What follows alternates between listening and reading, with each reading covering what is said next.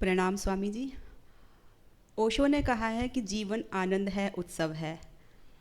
और मुझे भी ऐसा लगता है, हाँ, जीवन तो वाकई में आनंद है, उत्सव है। खूब नाचना गाना जीवन में शामिल है। खूब आनंद से जीवन चल रहा है। दूसरी तरफ ओशो ने कहा है कि मोक्ष या निर्वाण, मुक्ति सबका जन्मसिद्ध अधिकार है। जब जीवन में आनंद है, उत्सव है, तो क्यों मुक्ति का? ओशो ने बोला, ये बात कॉन्ट्राडिक्टी लगती है। बैठिए।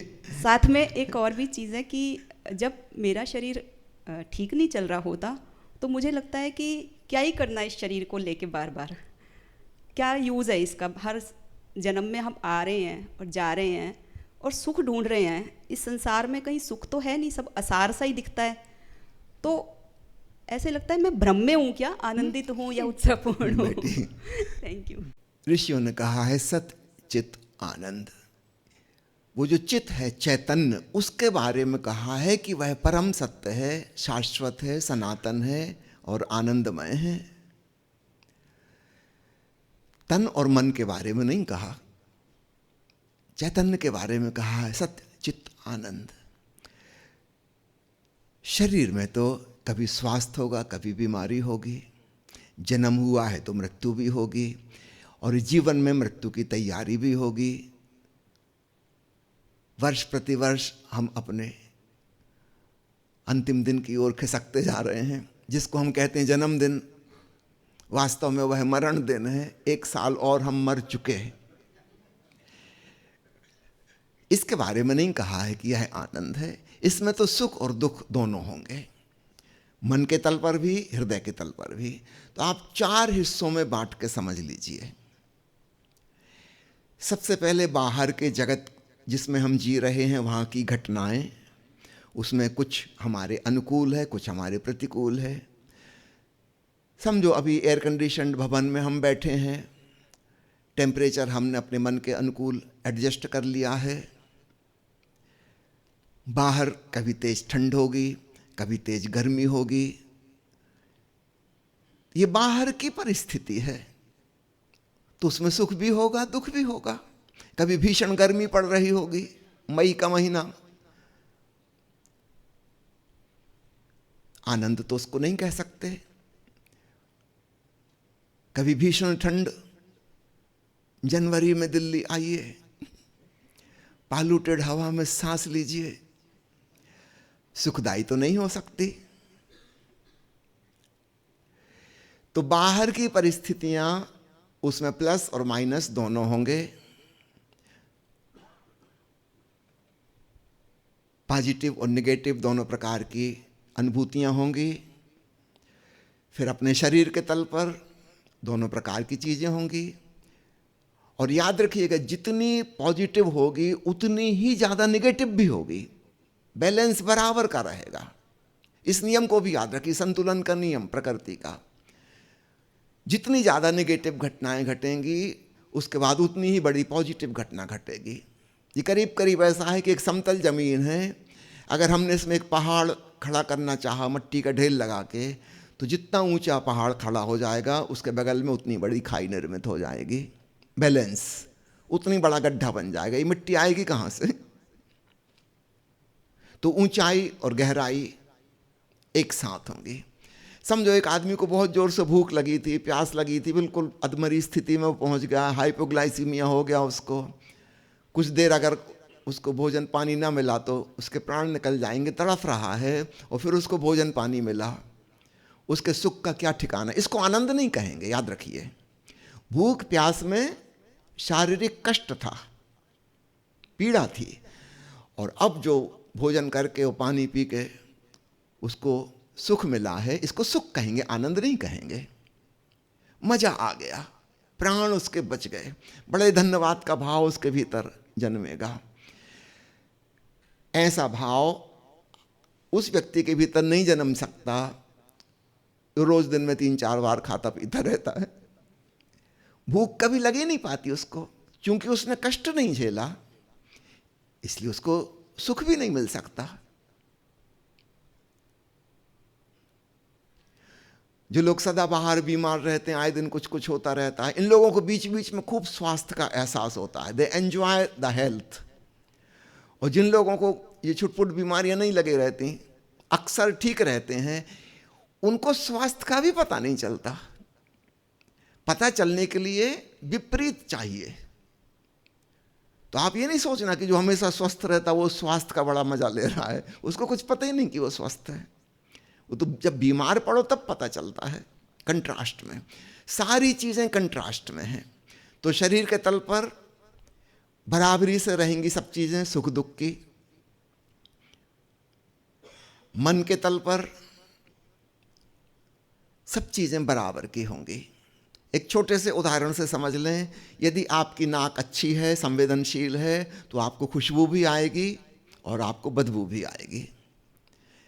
अगर आपकी नाक ही खराब हो चुकी है कोरोना के कीटाणुओं के द्वारा, फिर आपको दुर्गंध भी नहीं आएगी, सुगंध भी नहीं आएगी, दोनों नहीं आएंगी। तो जितनी हमारी सेंसिटिविटी, तो शरीर के तल पर समझना आसान है, अब ऐसा ही मन के तल पर समझिए। हम जितने संवेदनशील मन के होंगे, हमारा मन उतना ही ज़्यादा हैप्पीनेस और अनहैप्पीनेस को फील करेगा, दोनों को फील करेगा।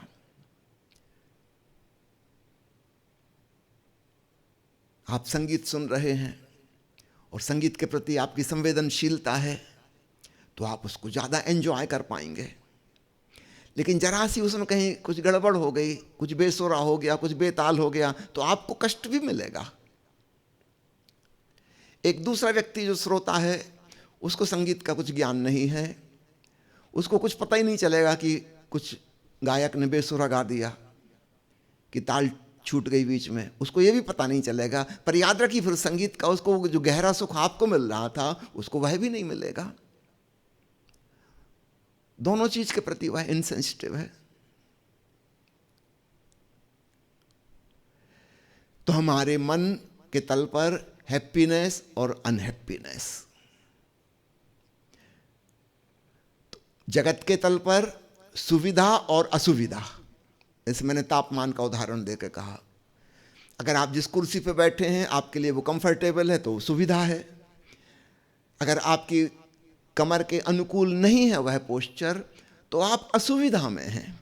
कंफर्ट एंड डिस्कंफर्ट, ये बाहर के जगत की घटना है। जिसको आप सुख और दुख कह रही हैं, बाहर के जगत में कंफर्ट एंड डिस्कंफर्ट। शरीर के तल पर सुख दुख किस रूप में हो गए? पीड़ा और पीड़ा रहित होना। जिसको हम सुख कह रहे हैं वो पीड़ा रहित होना है। ये जो आदमी जिसको लंबी भूख और प्यास के बाद भोजन पानी मिल गया, इसका सुख कोई लंबी देर बरकरार नहीं रहेगा। ये थोड़ी देर के लिए पीड़ा रहित हो गया, लेकिन जब पीड़ा ही नहीं बची तो पीड़ा रहित होने का एहसास भी कितनी देर बचेगा? वो भी खत्म हो जाएगा थोड़ी देर में। मुल्ला नसरुद्दीन एक दिन बाजार में लंगड़ाते लंगड़ाते चल रहा था। किसी ने पूछा, क्या हो गया भाई, पैर में कुछ तकलीफ है? नसरुद्दीन कहा, बहुत तकलीफ है, बहुत तकलीफ है। कई लोगों ने पूछा, नसरुद्दीन ने बताया कि हाँ बहुत तकलीफ है। आखिर किसी ने पूछा, आप डॉक्टर को जाके दिखाते क्यों नहीं, आपसे तो ठीक से चलते ही नहीं बन रहा। नसरुद्दीन का नहीं, डॉक्टर को दिखाने के लिए नहीं है, ये सेल्फ क्रिएटेड।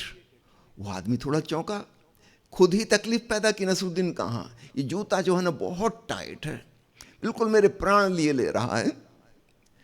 तो उसने कहा, भाई ये जूता तो नए दिख रहे हैं बिल्कुल। नसरुद्दीन कहाँ, कल ही खरीदा है। उनका, भाईजान क्यों खरीदा, ये तो बिल्कुल टाइट है। रक्त संचार पैर के पंजे का बंद हो गया होगा। नसरुद्दीन कहाँ, बिल्कुल ठीक अनुमान लगा रहे हैं आप, ऐसा ही हो रहा है। तो उसने पूछा कि आप ऐसा जूता क्यों खरीदे? नसरुद्दीन कहा कि आपको क्या बताऊं, मेरी माँ को कैंसर है, लास्ट स्टेज में है, सब प्रकार की थेरेपियां हो चुकी हैं और डॉक्टरों ने हैंड्स अप कर दिए हैं कि हम कुछ नहीं कर सकते। मेरी 2 बीवियों में से एक बीवी 3 दिन पहले पड़ोसी के संग भाग गई है, और दूसरी कब किसके साथ भागेगी यह संदेहास्पद ही है। उसका भी मेरे से कोई प्रेम नहीं है, दिन रात कटाक्ष करती है, व्यंग्यबाण कटु वचन मुझे बोलती है, धमकी देती है कि मैं छोड़ के चले जाऊंगी। 4 दिन बाद बेटे का एग्जाम है, उसकी फीस भरनी हो, मेरे पास पैसा नहीं है। तो उस आदमी ने कहा कि इन सब बातों का टाइट जूते से क्या संबंध। नसरुद्दीन कहा पहले सुन तो लो, बैंक से जो मैंने लोन लिया था, अगर 2 दिन के अंदर मैंने वो जमा नहीं किया, और मैं कर ही नहीं सकता, मेरे पास है ही नहीं, तो वो मेरे मकान की कुड़की कर देंगे।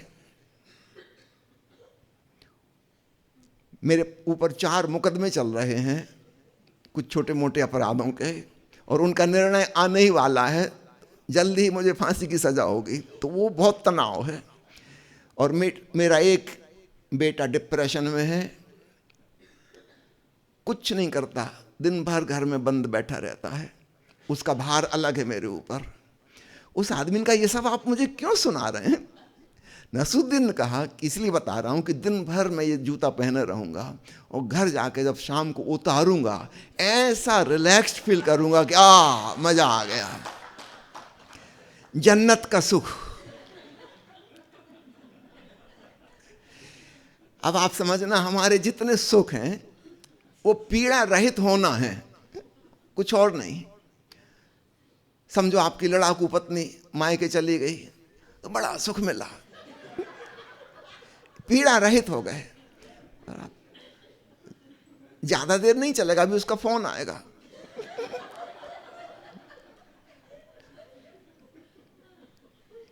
मोबाइल की खोज महिलाओं के लिए ही की गई है।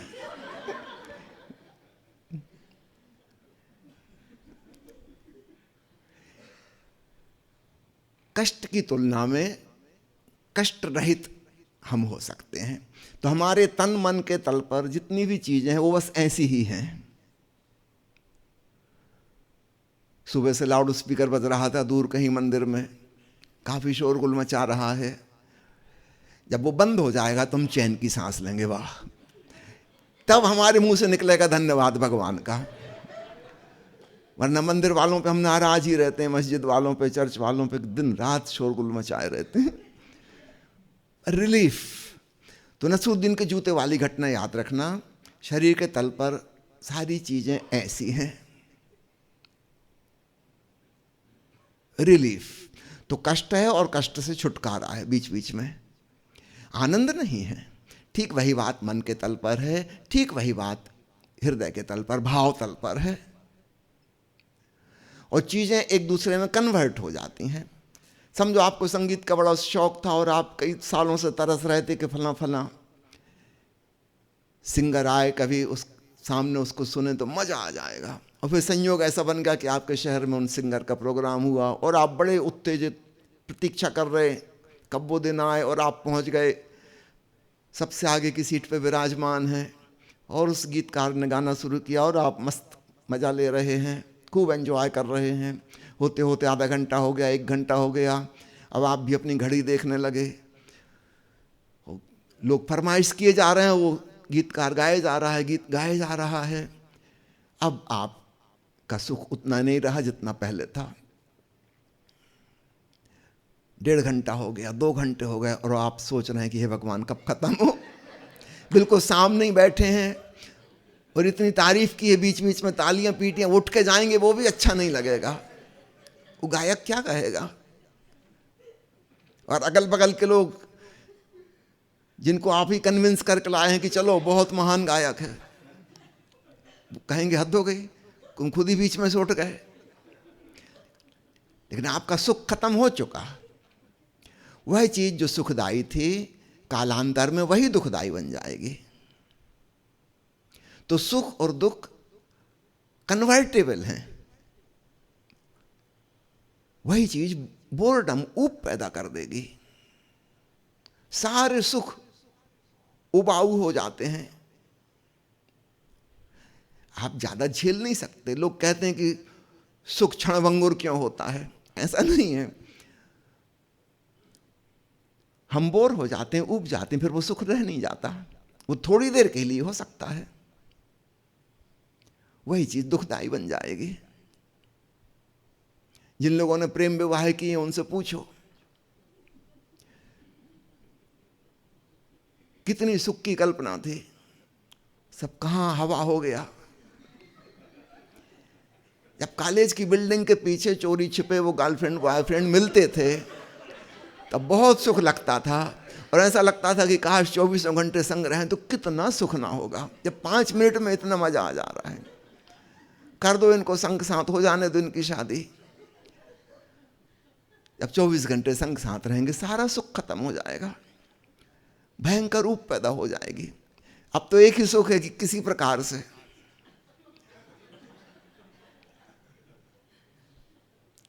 पति ऑफिस में देर लगाते हैं कि बहुत काम है, एक्चुअली काम वाम नहीं रहता, वो घर आने ही नहीं चाहते। मैंने सुना है एक अपराधी 7 साल की सजा काट के जेल से रिहा हुआ, टेलीविजन पर उसकी न्यूज आ गई, भयंकर अपराधी था। शाम को 7 बजे जब वो अपने घर आया, दरवाजा खटखटाया तो सोच रहा था कि पत्नी उसका स्वागत करेगी। पत्नी ने दरवाजा खोला और एकदम से प्रश्नों की बौछार लगा दी। कहाँ मर गए थे? सुबह 8 बजे रिहा हुए हो, 11 घंटे कहाँ बिताए? वो आदमी एकदम पलटा, वापस दौड़ के जेल पहुंचा और कहा कि क्षमा करिए, मुझे फिर से गिरफ्तार कर लीजिए। मैं भूल गया था।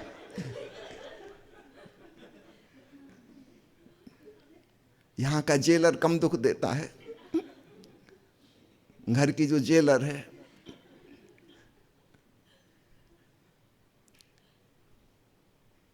खूब अच्छे से याद रखना, बाहर के जगत में प्लस माइनस, पॉजिटिव नेगेटिव घटनाएं होंगी और बिल्कुल बैलेंस में होंगी। एक छोटा सा उदाहरण दूं, समझो 3 मकान हैं, बिल्कुल एक से, एक कीमत के, एक सी डिजाइन के। इनमें 3 लोग रहते हैं। एक व्यक्ति है जिसने अपनी मेहनत से धन कमा कमा के ये वाला मकान खरीदा है। ये बहुत प्रसन्न है, बहुत खुश है, बड़ा संतुष्ट है।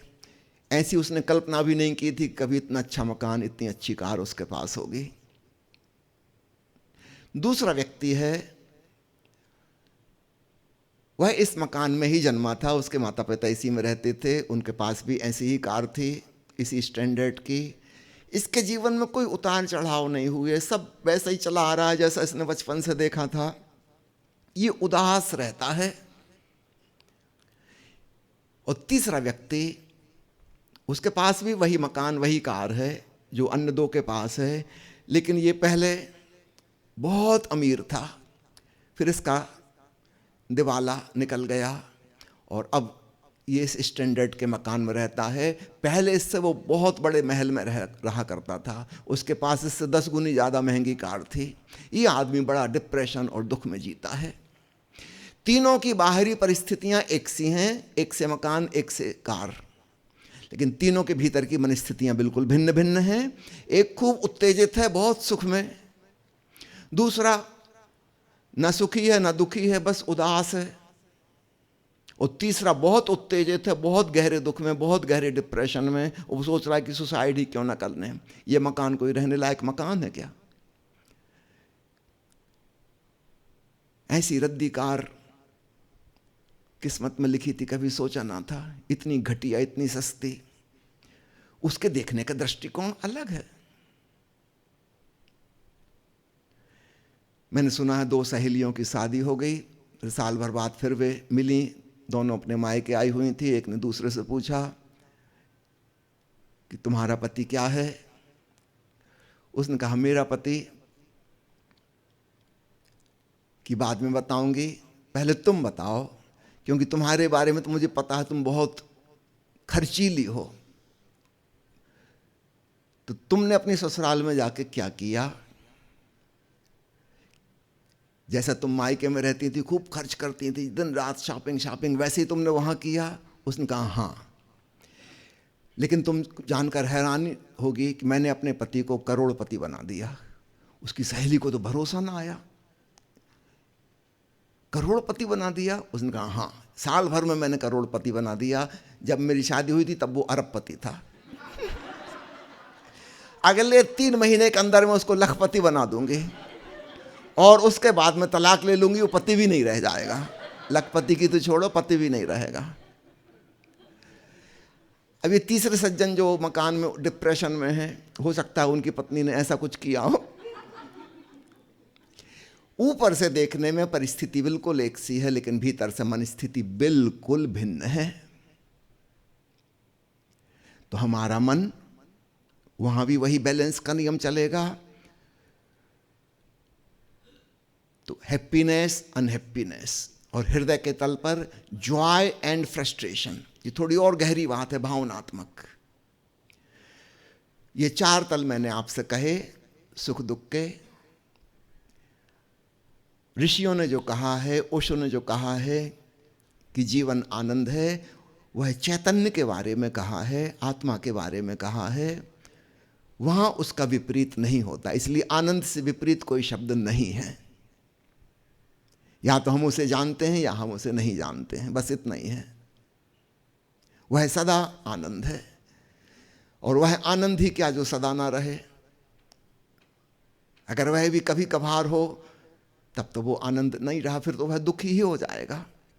तो हमारे तथाकथित सुख दुख चारों तलों पर आएंगे जाएंगे, आएंगे जाएंगे, मौसम की भांति। कभी गर्मी, कभी ठंड, कभी बरसात, ऐसा ही होगा। और जितनी भीषण गर्मी पड़ेगी, याद रखना, उतनी ही मूसलाधार बारिश होगी, उतनी ही अच्छी ठंड पड़ेगी। सब चीज़ें आपस में रिलेटेड हैं। अगर भीषण गर्मी नहीं पड़ी, पानी भाप कैसे बनेगा? बादल कहाँ से आएंगे? बारिश कहाँ से होगी? तो विपरीत दिखने वाली चीजें आपस में जुड़ी हुई हैं। तो जितना हमें कष्ट मिलेगा उतना ही हमें सुख भी मिलेगा। जितने हम प्रसन्न होंगे उतने ही हम खिन्न भी होंगे। दोनों चीजें होंगी, बराबरी से होंगी। लेकिन जो व्यक्ति अपने चैतन्य के आनंद में रम गया, अब वह साक्षी हो गया, और उसे चूंकि यह पूरी लीला समझ में आ गई सुख दुख की, अब इसको वो स्वीकार भाव से, तथाता भाव से लेने लगा। यह बिल्कुल स्वाभाविक है, एक नियम के अनुसार ऐसा हो रहा है, ऐसा ही आगे भी होगा। अब सुख उसे सुखद नहीं लगता, दुख उसे दुखद नहीं लगता।